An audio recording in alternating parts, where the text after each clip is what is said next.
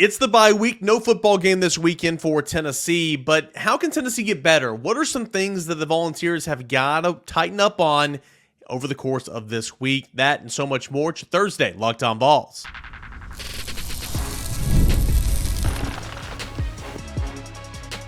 You are Locked On Vols, your daily podcast on the Tennessee Volunteers. Part of the Locked On Podcast Network, your team every day. Hey, good Thursday morning, everybody. Welcome into Locked On Vols. I am your host, Eric Kane. So happy to have you guys along for the ride today. Making Locked On Vols your first listen, your first watch. You guys know it. We are free and available wherever you get your podcasts. That's on YouTube. That's on Apple, Spotify.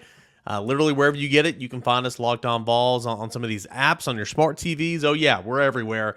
And we're talking all things Tennessee football for 30 minutes or less right here weekday morning. So I've got a fun show coming up. I'm going to give a bye-week checklist here in segment one. Going to chat with Grant Ramey here in a little bit, getting you set for Tennessee hoops. Crossover seasons, it's about here. Tennessee scrimmaged on Sunday. They've got an exhibition coming up this weekend. What are some of the things we got to know about Tennessee basketball? Grant Ramey will tell us all that here in a matter of moments. This show is brought to you in part by our friends over at FanDuel Sportsbook. Place your first $5 bet and get started with $200 in bonus bets guaranteed. That's over at FanDuel.com to get started today. All right, so I wanted to kind of go through here and have a checklist about this Tennessee bye week. It's not very long. There's only a few things because I don't think... Again, I'm not a quarterback. I'm not an offensive coach. So I've played football my entire life. I like to think I know something about the game, but I don't know how you can go out there and improve on your deep throws, in a game-like setting over the off week. Like, you can go out there and run routes on air and connect to your guys all day, every day, but how can you simulate hitting a wide-open guy 35 yards, 40 yards down the field in practice? I don't know. But I do have some things that I think Tennessee needs to work on over the bye week. And I know it's Thursday, so they've been out there, a couple days this week already. But I wanted to get out there. And I think if you make these improvements, you can be an even better football team, specifically, of course, on the offensive side of the football to kind of, go with that really, really talented defense. So let's start on offense. Let's go to the slot position, and let's talk Mike Matthews. Everybody wants Mike Matthews. Everybody loves Mike Matthews. Everybody wants to see Mike Matthews, and that's fine. I'm not saying that anything's wrong with that. But the fact of the matter is, Mike Matthews has played a total of 51 snaps this season, okay? He played 17 snaps against Kent State, 2 snaps against Oklahoma, 14 against Arkansas, 13 against Florida. He played 5 snaps against Alabama. He is not a factor in this offense right now. So everybody just says, well, 5-star, 5-star, 5-star, 5-star, and that's just the nature and the society we live in nowadays where I gotta have it now. And it's tough because you look at Ryan Williams and you see everything he's doing. You see him getting 18 targets on the third Saturday in October as a 17-year-old true freshman. So I get it to some extent. Where's Mike Matthews in terms of his progression right now? Clearly, there's a reason, and I'm not at practice every single day, there's a reason why he's not getting a bigger piece of the pie right now. Clearly, the coaching staff is not comfortable playing him in a big role in this offense right now. That doesn't mean that he's awful. That doesn't mean that the coaching staff has something against him. That doesn't mean that the coaches are just flat out wrong. It just, at this point in his first year, they're just not comfortable with it. But my counter to that would be, well, you got all this athletic ability. Your wide receivers are banged up right now. You have a guy out there, and again, Warrior, big fan of Squirrel White, contrary to what people might say on the GQ. Big fan of Squirrel White. Love his heart, love his competitiveness, love his toughness. He's not helping you right now because he's hurt. He's trying to catch everything one-handed. That's not helping your football team, okay? And I respect the heck out of him for being on that field. It's up to the assistant coach to say, hey, get off the field, all right? That's not Squirrel's fault, in my opinion. But you got a wide receiver room that's kind of banged up right now. So why is that Mike Matthews even getting a look? People are saying, well, we need to see Mike Matthews in the slot. I want to see Mike Matthews in the slot. Well, first of all, he's not a slot receiver. But I'll have a caveat there. Chaz Nimrod's not either. So if you can make Chaz Nimrod, if you can take him from the outside and put him in the inside, then why can't you do that with Mike Matthews, which I'm a Chaz Nimrod fan. No, this is not any, I'm not trying to have him catch strays here. Mike Matthews is more physical. He's a better route runner. He's more athletic. He's quicker. So if you can do that with Chaz Nimrod, why can't you do that with Mike Matthews? That's my question. So sure, he's an outside receiver. You can scheme it up and get him in the slot just like they did with Chris Brazza for one play. But if he's not been practicing in the slot, you had 2 weeks, all week this week, all week next week, I would have him line up in the slot every single day. And I would have him rep the slot, learning everything that comes with that slot. And if you only play him for 10 snaps against Kentucky, well, that's double the amount of playing time that he got against Alabama. Just get him on the field, especially when your receiver room is hurting right now. I think there's no, like, that's where I would start in terms of this bye week checklist. Like, start with having Mike Matthews rep at slot. There's no reason, there's absolutely no excuse to not have him at least rep at slot right now. Because Chaz Nimrod, again, was an outside receiver that they transitioned into a slot. You can do the same thing with Mike Matthews. So I understand everybody wanting to see Mike Matthews. I get it. And I'm right there with you. So let's see if they can put him in the slot and see if that's something that maybe we see against Kentucky for a couple plays. That's the first thing I would do in terms of the checklist. Second thing, I would continue to bring Jalen Smith along. I would get Jalen Smith the bulk of the reps with the first team defense out there. A lot over the next 2 weeks, a lot over this bye week, just to kind of get him continue to get used to game speed. Game speed's the biggest thing because that's kind of what's hurting him right now. He's not the fastest. Sometimes it looks like his angles are poor, and that doesn't help him. I mean, if you're not going to be fast, you got to take great angles. And the other day he didn't do either. And so I think Jalen Smith's got to continue to be brought along because Jalen Smith's going to play a lot of football for you throughout the rest of the season. Yeah, Jeremiah Thielander and Arian Carter. You've got Caleb Perry, who's the primary backup and the third backer in a 4-3 set. Then you got Jalen Smith. Edwin Spillman, you'd love to be in this conversation. Edwin Spillman, you'd love to be in the regular rotation, but he's kind of hurt right now. And until they figure out if he's coming back or whatnot, I think that's very much in the air right now. You can't count on him. Jordan Burns, I think another true freshman linebacker, I think would have been playing some this year if he didn't miss all of fall camp. He's back and he's repping, but he missed so much time in fall camp that he's so far behind. My point is that is a thin group. That is a thin group, so you need Jalen Smith to continue to come along. I would have him rep as a first-team linebacker all over the course of the bye week, and of course, some important times next week because he's going to have to play. I would rep. There's no football game this weekend, so you can go pretty hard contact on a couple of days, and then of course have an extended rest weekend to where you're not traveling, you're not playing, and all that. So you can go hard like Tuesday, Wednesday, Thursday, or Wednesday, Thursday, Friday, or whatever the case is, and then have some time to recover. In those hard, tough practices, I want to see tackling circuits. I want to see takeaway circuits, but instead of going up against the scout team, or instead of going up against your own guy, which is kind of what the defense does to begin every single practice, I want Tennessee's linebackers competing against Tennessee's running backs in these circuits. So essentially, I can't explain every single drill to you, but like there's one where you have a ball carrier simulating a ball carrier, and then you have a tackle that comes over here and secures the tackle over top and then takes his other hand and just rips the football out. I want to see Arian Carter try to do that to Dylan Sampson. That way, Arian Carter is getting good reps of trying to strip a football, and Dylan Sampson is getting great reps of holding on to that football. Tennessee has had 2 turnovers, 2 fumbles on its opening possessions of the last 2 football games. When your offense is stagnant, when your offense is being shut out in the first half, that simply can't happen. Protect the football. Nico needs to be in these drills as well. Tennessee hasn't been a huge missed tackling team so far, but it has been a factor of points in time. So tackling, takeaway circuits, and I want to get the offense in there as well. And then more than anything, this is what I'll conclude on right here. It kind of goes back to what I said a moment ago. You're having an extended weekend off. Like I'm sure they'll probably get Friday off. Kick your feet up, watch football. It's what a bye week is. But you got a couple of work days here in the work week. You got a couple of work days to get after it. Make the most of those work days, right? Make the absolute most of those work days. I want to see some 11-on-11 periods, some first-team offense against first-team defense. Iron sharpens iron. I want to see some one-on-ones. I want to see Jalen McMurray guarding Donze Thornton. I want to see Jalen Smith guarding Dylan Sampson out of the backfield. Get better. Get better. Attack it. Don't be lackadaisical. As Dylan Sampson kind of said, that he thought that the offense was during the first bye week. So don't be lackadaisical. 11-on-11, big on big, iron sharpens iron. Those are just a couple of things. But obviously I spent 6 minutes talking about it. Mike Matthews, finding out how to get that guy on the field, finding out how to, utilize that skill set, especially when your wide receivers are hurt, and especially when you have no confidence in your slot receiver right now, and the guy that's playing it is truly an outside receiver. Why can't that be Mike Matthews? We'll talk with Grant Ramey coming up next here on Locked On Vols. He's going to tell us all about Tennessee basketball. Crossover season is upon us, and Tennessee has a scrimmage coming up on Saturday against Indiana. That's coming up next as we talk with Grant Ramey right here on Locked On Vols. Stay tuned.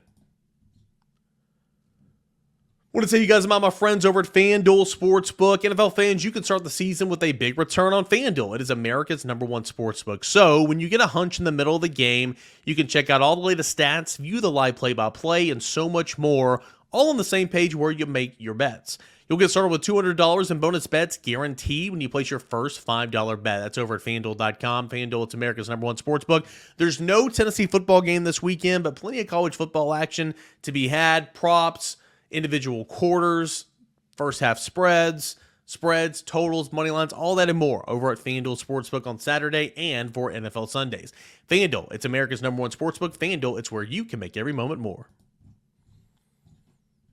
Want to welcome onto the show my buddy Grant Ramey over at Volquest.com, and I really do appreciate him for joining us, talking a little Tennessee basketball, as we have Lindsey Nelson Stadium as the background here. There's Neyland. Don't have Thompson Bowling Arena at the Food City Center. I need to get that backdrop. But crossover season's upon us. Grant, your favorite time of the year. How excited and how nervous are you?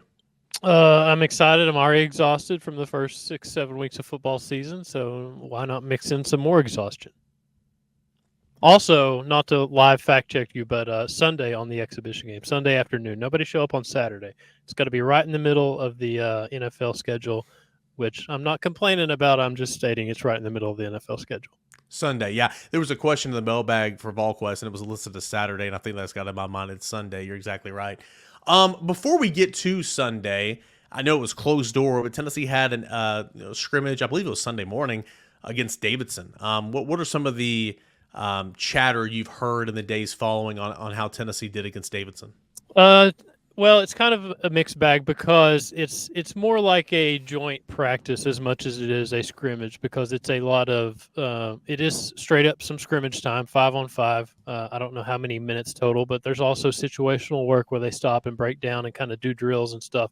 So it's a little bit more of a split joint practice kind of NFL training camp mode, if you will. I think Chaz shot it well. I think Tennessee played well in general. I think Felix Okpara played well. I think the younger guys, the newcomers, I think they still have some ground to make up on the defensive end. Obviously, Rick Barnes has a really high standard with the defense that you have to play for him, so I think they've got to make up some ground there. I think they started to see some versatility. Rick Barnes has talked about a 4-guard lineup that they can play with this team. He's talked about Cade Phillips and Igor Milicic and JP Estrella being on the floor at the same time, or Felix Okpara with those first two guys, so they could play 3 bigs at the time or 3 forwards if they had to. So I think there's some versatility there, but it's also an 11 scholarship roster when you could have 13. So they got 2 open spots, so they're a little bit limited personnel-wise, but they're just going to have to be a little bit more versatile down the line. So I think you started to get or at least Tennessee started to get a kind of a glimpse into what that might look like in terms of rotations and who can play well, who can play where, and who plays well together with each other. Grant, what's an injury update right now, kind of entering this phase in the season? I know you had a couple of notes last week on one big man, of course, one huge newcomer. Nothing too serious, but something to pay attention to here in the preseason. Yeah, Rick at his media day a couple weeks ago mentioned a foot thing for, I can't remember what the phrase was. It's not an injury for Chaz Lanier, but it was something that he had missed a little bit of time with. Now, he has not missed a ton of time at all. I don't think it's really worth noting if I'm Rick Barnes sitting in a press conference setting like that. He played in the scrimmage. He went through pro day a couple days before. Rick said that in that press conference. So I don't think it's anything to worry about. The bigger deal, or the more concerning one, I guess, would be JP Estrella, because it is a big man and it is a foot issue that kept him out a lot this summer, this fall. He's a little bit kind of out of shape, playing catch up in terms of cardio toughness and all that stuff that Rick Barnes wants. They were overly cautious with him because they were trying to avoid a surgery situation, which they have to date. But when it's a big man and when it's a foot injury, it's always something to keep an eye on. And last we saw from JP Estrella against Purdue, in the Elite Eight. He was really good. That was some of his best minutes on the court. So they're going to need him to grow from that and kind of continue that progress. But obviously, he's going to have to be healthy to do that, and they're trying to get him there. Yeah, and I mean, obviously, I know he's not going to go out and play 35 minutes a game, but sounds like this is going to be something that's going to restrict his minutes all season long, right? Yeah, for sure. I think they'll slow play him a little bit, and they'll continue to be overly cautious and just kind of give him some minutes and see how he holds up and kind of go from there. He is still kind of building up, ramping up in terms of cardio and getting in shape. So he's got some ground to make up. So I think it'll be a little bit more heavy reliance on Felix Okpara and Igor Milicic and those other guys in the post while JP kind of gets up to speed. Tell us what to expect from this Indiana exhibition. I'm not asking you to give me a scouting report on the Hoosiers, but what does a basketball exhibition look like? Is it a true game-like situation that just doesn't count?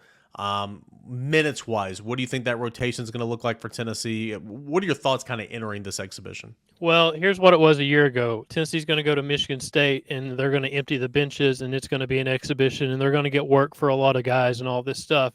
And then you get Izzo and Rick Barnes in a game-like situation, and it just becomes a straight-up 40-minute basketball game where it would be like in March or any other month of the year.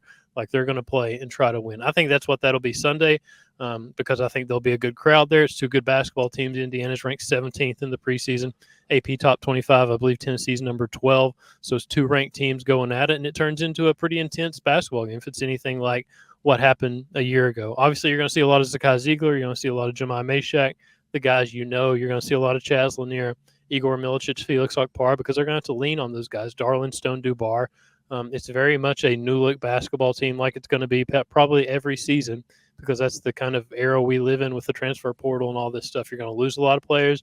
You're going to add a lot of players, and you're kind of going to start over every single year. Obviously, you lose Dalton Connect. That's a generational kind of talent scorer. But I don't think there's going to be a huge drop-off offensively. I think this team can be good offensively because of what they've added collectively. Chaz Lanier can shoot it really, really well. Igor Milicic is a guy who can step out and shoot it. They think Felix Okpara is going to play above the rim, play physical, and catch a lot of lobs and putbacks and stuff like that. So they think he can score it as well. Darlin Stone Dubar is kind of a hybrid, maybe that Josiah Jordan James kind of role where he could be a 3 or a 4. So I think they can score it. I think they're going to play the level of defense that you would always expect under Rick Barnes. And you just hope they have the offense to match, which on paper it looks like they should be a pretty good offensive basketball team. Last thing out the door, man. You mentioned, Igor Milicic's able to stretch out, shoot from the outside, and of course his length and his size.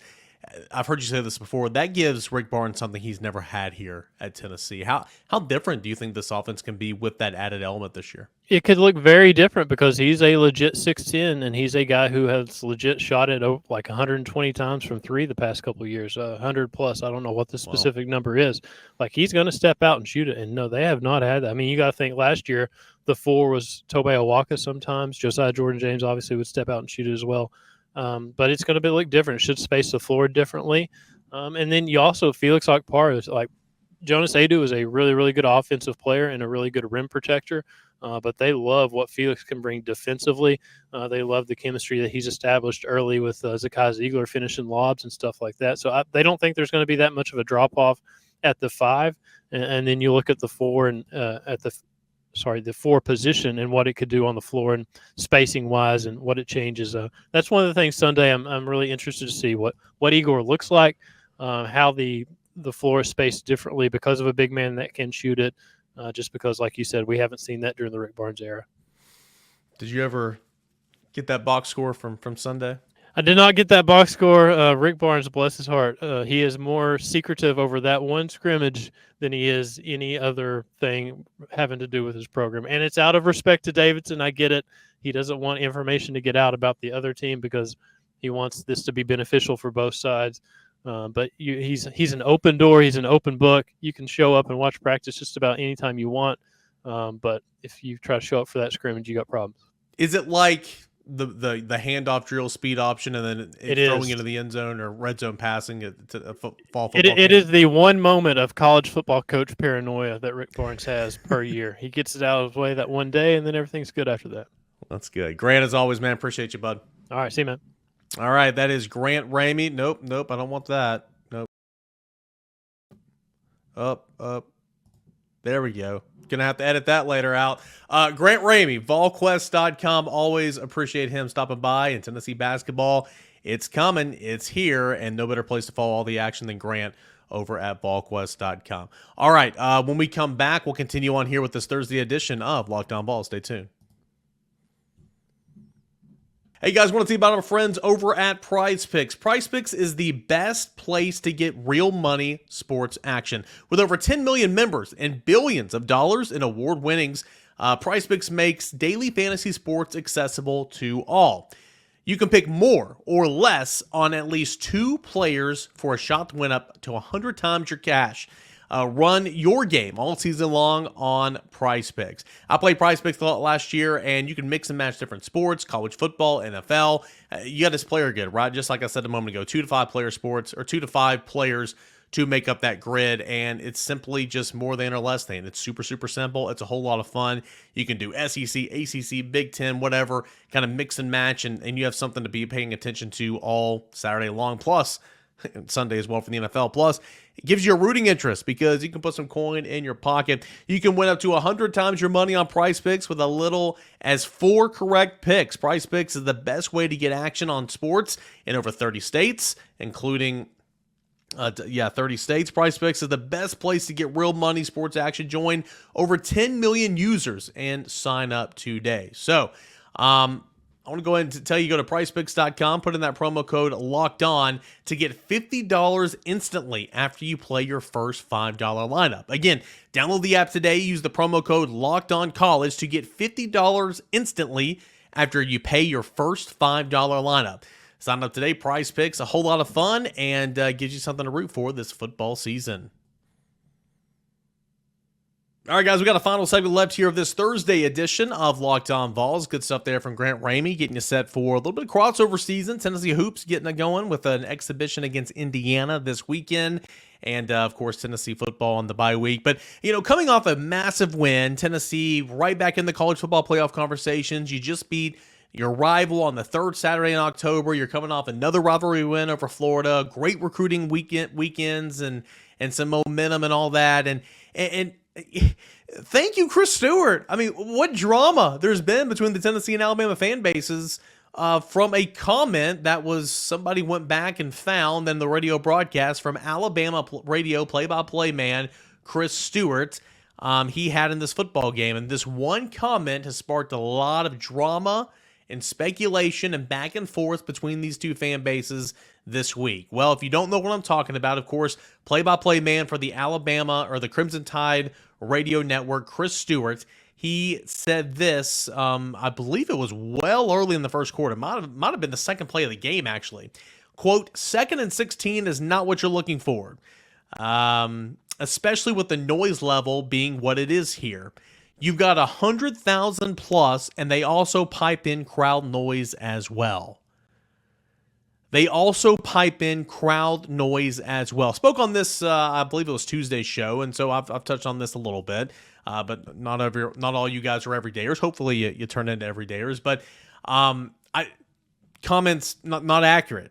We had people reach out, over at Volquest. A couple of us reached out, and there's been other media outlets in town that have reached out to the University of Tennessee to see if there's any validity in that statement, and that is not true. Tennessee does not pump in or pipe in crowd noise to the stadium when they're at home. And so all the Knoxville media refutes that claim, and so the back and forth kind of goes down a little bit. And we asked Josh Heupel about this on Wednesday afternoon about if he heard that claim, and if so, what did you think about it? And here's what Josh Heupel had to say on Wednesday afternoon. I had not heard that. Neyland doesn't need anything fake piped into the stadium for that to be the loudest place in America. Hopefully our fans take that personal and enjoy this bye week and come back, and we'll be louder than ever the next time we're at home. If you're listening and you can't see him, I mean, he's hoarse. He doesn't have a voice. I don't know if that's still from the Alabama win, if that's from practice. He just walked off the practice field. He doesn't have much of a voice. So his voice is really shaky, but he literally started talking, and he's like started laughing almost. Like, Neyland doesn't need any help, okay? Neyland It's pretty wild to begin with. We asked Cooper Mays, center for the University of Tennessee, a veteran player, what he thought about those claims in terms of the piped-in crowd noise. I think that the suggestion that it's artificial is just a huge compliment to the crowd, the fans, the environment in general. I mean, there's no better compliment for it, but crazy loud. I mean, you can't even really explain it. I think it's the best environment in all of college football, truly. I've played in a lot of big games and a lot of great stadiums, and I don't think anyone really does it like Neyland. The fact that people would even suggest that it's artificial, Cooper Mays says, what a compliment. What a compliment to the home crowd. What a compliment to those men and women, boys and girls who were in there, given that they're all for the University of Tennessee. I thought that was a really, really good answer. I'm sure, Josh Heupel 100% was prepped, saying, hey, someone's going to ask you that question. I'm sure Cooper was as well. Thought that was a really good response by both of those guys. So it's funny, again, you're in that stadium, and you can tell if there's piped in noise, and clearly there wasn't. And the university obviously confirmed that no, we don't do that. Chris Stewart, who seems like a nice guy, I don't know him personally, but seems like a really nice guy every time I've come across him. He doubled down. He doubled down on his comments when he joined a radio show, WJOX 94.5 in Birmingham, a three-man front, very, very big-time radio show here in the South in terms of college football. He doubled down on those comments. This is what he had to say on three-man front. Quote, I didn't think about it when I said it, and somebody with nothing to do decided to go back and find a clip from a 4-hour broadcast. I misspoke. But it really wasn't, in theory, off. I said that you have 100,000 fans and piped-in crowd noise, which is not what I should have said. What I should have said is amplified noise, and that's clear they do it. They've got speakers all on the field level behind our benches pointing towards our stands. It was extremely loud, and it absolutely adds to the noise level, which was my point, although I may have misphrased, but that's a fact. It had zero to do with Alabama losing the football game. I never once said that it did. That was something the fans chose to run with. They've won now twice in 18 years, and rather than celebrate, they opted to pick at that. It really wasn't anything meant derogatory towards Tennessee. It was not an excuse. It was a comment about the noise in the moment. Early in Saturday's game, okay, yeah, sorry, that's end quote. I was continuing to read, end quote. So it's safe to say that Chris Stewart doubled down a little bit there, right? I mean, dude, just take the L and move on, right? I mean, he's like, I'm not trying to be derogatory towards Tennessee, yet he says, which I get this because I host a 30-minute show every single day, and people want to cherry pick what I say and don't listen to context. Context is everything. But he says, and somebody with nothing to do decided to go back and find that clip from a 4-hour broadcast. That's poking the bear a little bit. And then he said they've won twice in 18 years, and instead of celebrating, they do this. That's poking the bear a little bit. Hey, you're wrong. You're wrong. Take the L, move on. It's kind of like you double down, you're digging your hole deeper, you're doubling down, and still it's just it's kind of embarrassing. I mean, you got Alabama's quarterback A.J. McCarron going on Twitter and saying they absolutely do, and it's just here's the thing. Like, I mean, Tennessee can say they don't, which I talked to people over there and they said they don't. I mean, I have no reason not to believe them. But the beautiful thing about it is, I guess, like, no one's ever going to know. Alabama will go to sleep tonight thinking Tennessee does that. Tennessee's like, no, we don't do that. It's just, I love college football. But I just thought it was really, really funny how Chris Stewart was like, I misspoke, I misphrased. But really, did I? Was I that far off? It's like he was playing the fence a little bit. It's like, dude, just take the L, move on. I don't know. It's wild. He referenced the two Tennessee wins in 18 years. Both of those actually have come with him on the call. Here at Neyland Stadium for Alabama. But I got nothing against Chris Stewart. I just think he was off here, and he should have just took the L and went on by. So, oh, man. It's a bye week, but we've had some drama. Gotta love it. Got to love it. College football never change, baby. Never freaking change. All right. Appreciate you guys, as always, for being here. Hey, coming up on tomorrow's show, we're going to have fun. Boogie Bentley's going to join me we actually are probably going to go a little bit more than 30 minutes, but we're going to do a stock report. Every single position for Tennessee football, 7 games through the season. Stock up, stock down, stock stagnant. That's coming up on tomorrow's edition of Locked On Vols. Appreciate you guys for being here. We're free and available wherever you get your podcast, and we'll see you tomorrow, guys. This is Locked On Vols.